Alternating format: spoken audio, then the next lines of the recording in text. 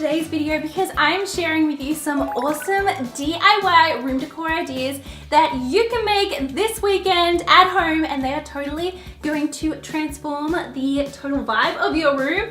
Honestly, I cannot be happier with how these DIYs turned out. So I have recently changed up the theme of my room, and I took that as the perfect excuse to create some new room decor. Honestly, the DIYs in this video are probably my favorite that I have ever created, which is saying something. I've done a lot of DIY room decor, but I can definitely say that this is my favorite. Oh my gosh, that makes me so happy, and I can't wait for you to see how everything turns out. And I hope that you create some of these DIYs yourself at home and totally switch up your room, have some fun, make some DIYs. Let's jump into it. The first thing I wanted to share with you is how I created this awesome floral wall above my bed. As you can see, I had quite an empty space here and I really wanted to create a feature, so I decided to make a floral backdrop.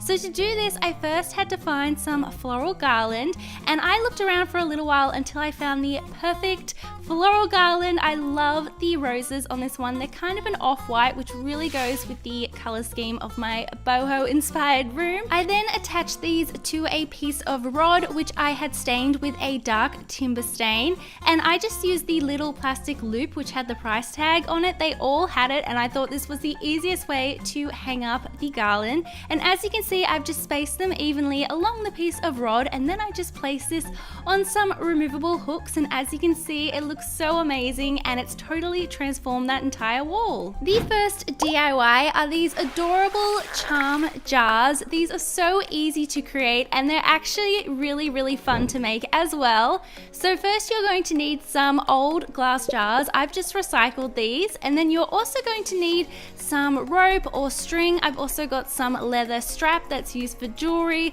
I've got some macrame cord, and then you're also going to need some charms. So I found most of these charms in the jewelry making section of a craft store, but I also found some super discounted earrings in a jewelry shop. And as you can see, they have the most adorable little sun charms hanging off the hoop earrings. So I was able to really easily take these off, and it was a super unique charm. So I thought that was such a cool idea. So what I did was attach the charm to whatever kind of rope or string I was using for that jar. As you can see here, I'm using a super long piece of brown leather jewelry cord. I'm pretty sure that's what it was called.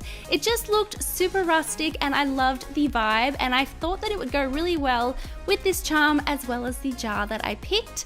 I then hot glued on the piece of rope just so it would stay in place, and started wrapping the cord around and around the top of the jar. As you can see, I've covered the whole top, and then I just secured it at the back with a little bit of hot glue, and then I just cut off any excess cord. And as you can see, we have the most adorable little jar that was so quick and easy to make. Here I'm making another one, but I actually layered two charms. I thought that this would look really cool, and these again were from earrings. Such a good find. Now, a really helpful tip when making these jars is to actually sticky tape the charms onto the jar while you're gluing the little piece of string on. This will just support the weight of the charms, and it will make it a lot easier to work with the string and to wrap it around. And then at the end, you can just easily remove the sticky tape.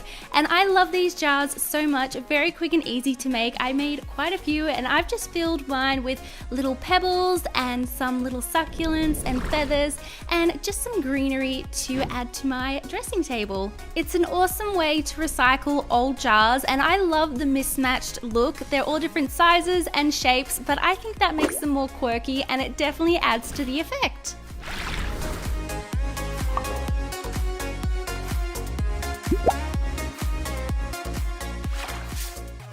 Up next, it was time to create a new garland for the new theme that I have in my room. I used to have a super colorful tassel garland, but I wanted something a little bit more neutral and kind of boho-ish, so I decided to do a beaded garland. So first, I found a bunch of wooden beads in all different sizes. So I have some round ones, and then I also found these really unique geometric beads, and I definitely wanted to incorporate these into my garland. So once deciding on my bead pattern, I decided to paint all of the geometric beads white just to add a pop of color and to break up the pattern even more. So I just hand painted all of them because I could not find white beads like this anywhere. So yes, I stood there and hand painted all of them, but it was fun. I just stood there and talked to my mum the entire time.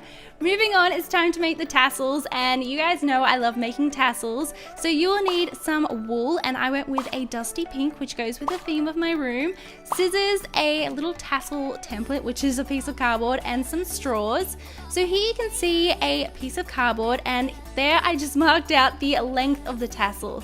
So to make a tassel, I feel like it's just easier to watch what I'm doing than to explain it, but you want to basically place a piece of wool along the top and then just start wrapping your wool around as many times as you like. So this will be how thick your tassel will be.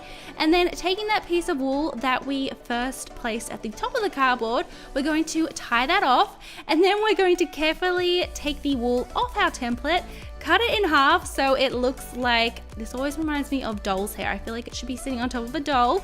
But then we're going to take our straw, put the straw in the middle, fold the wool over, tie it off. I feel like it's honestly just easier to watch what I'm doing, but it's so easy, and once you get the hang of it, it's so much fun, and I just make them while I'm watching TV. Once you have made all of the tassels, just go ahead and start trimming them so they're all the same length, and make sure you're paying attention when you're doing this so you don't accidentally cut yourself. I did not even know that this was possible, but I found a way to injure myself. Oops. Yes, that did hurt, and now I'm going to be wearing a band-aid for most of this video, but just make sure you're paying attention. I don't know, I always find a way to injure myself, even when I'm making a wool tassel. Anyway, moving on, once you've made all your tassels, it's time to assemble the garland. So just start threading the beads on, and I followed a particular pattern so that it would look more uniformed. And now it's time to put on the tassels. So to do this, because we have that straw, it's so easy. Just thread the string through the straw and then remove the straw, and now your tassel is on your garland, and it was super easy. And then once I was happy with how it was looking, I just tied it off, and I attached this to the top of my bed. And I love that it incorporates that dusty pink color that I have going throughout my room, and I also love the beads that I decided to use, and I think it's really simple to make but has a really effective look to it, and I'm obsessed with it.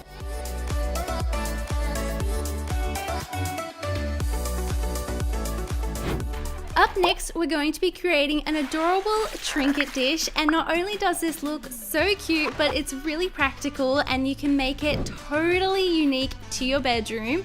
So for this, you're going to need some oven baked clay and also some clay shaping tools. And actually, I'm pretty sure some of these tools are cake decorating tools. They just work perfectly for clay as well.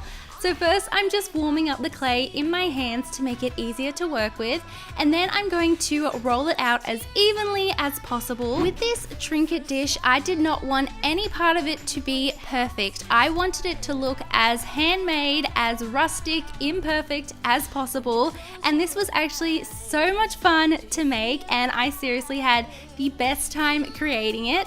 So I decided that this would look awesome with a leaf print in the middle. So I took this wooden leaf, I think it's a piece of chipboard. I found it in the craft section. I think it's used for scrapbooking, but it made the perfect template for my leaf. And as you can see here, I'm just making a super random geometric pattern. Once I was happy with the design, I just baked the clay in the oven following the instructions, and then I also decided to make some short little feet for it. I felt like this was going to add a lot to it. It was going to elevate it, and I just loved the look of this. So here is my baked dish, and now it needs some paint. So I just had so much fun painting this. I really wanted it to look as, like I said, rustic as possible. I wanted it to have a watercolor look to it. So to do that, I used sponges, paper towel, even my fingers. As you can see here, I'm using a sponge to just scrape some of the paint off, just to make it look a little bit more lived in, not as perfect. And this definitely was the most fun part. I had so much fun doing all the different shading, and as you can see here, here's my finished pink and green little jewelry dish. Totally adorable, and it goes with my room so well. And then I just sealed it in with a clay glaze, and then my jewelry dish was all ready. I love the pop of green from the leaf, and every step of making this was so much fun, and I'm so happy with how it turned out, and it totally goes with everything in my room.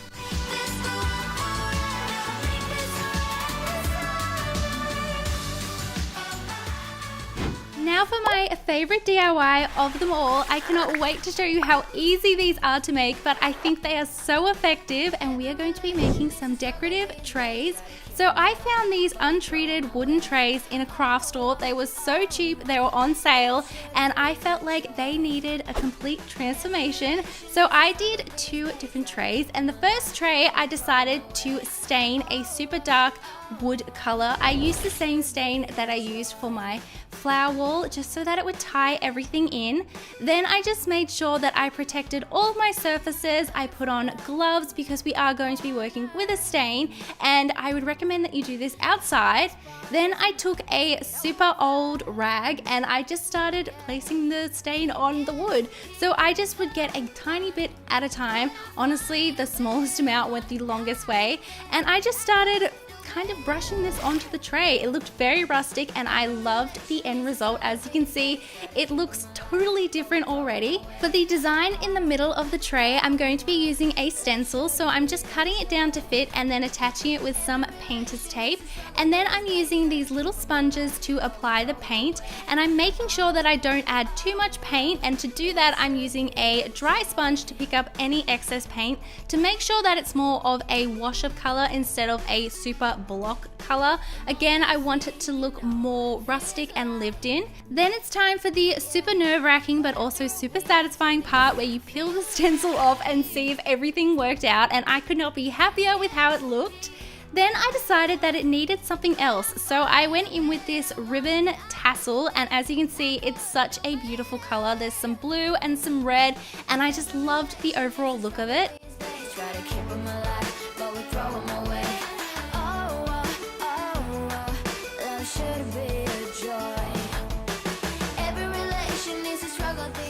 Now for the next tray, I decided that I wanted to go in a completely different direction. So taking some painter's tape, I just placed this around the inside line of the tray to make sure that when I was painting the base of the tray, it wouldn't leak up onto the sides. I really wanted the line to be as crisp as possible. I wanted the base of this tray to be pink, but I didn't want a solid pink. I wanted it to have some texture and definition. So I'm using some different tools that I wouldn't normally use for painting. I'm using, here is a dishwashing sponge. I'm also using some super old paintbrushes that are very dry and bristly, but they gave it a textured look.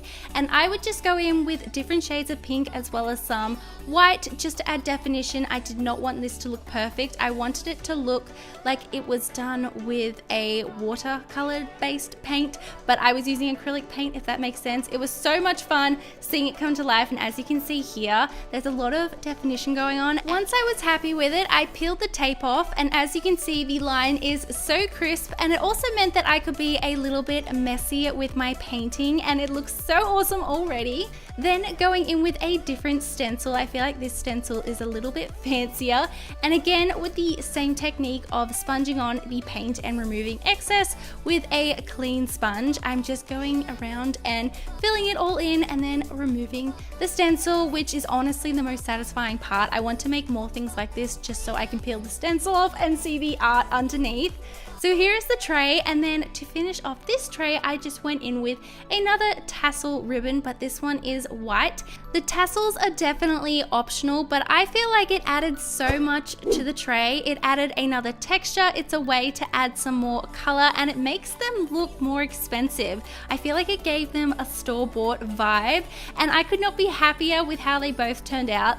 They're so different, but very practical. I placed my books on them, crystals, plants, my coffee, and I cannot wait to make more. So that brings us to the end of this DIY room decor video. I hope you loved all of these DIYs just as much as I did. I love you all so much. I cannot wait to see you in my next video. Thank you for watching, and bye!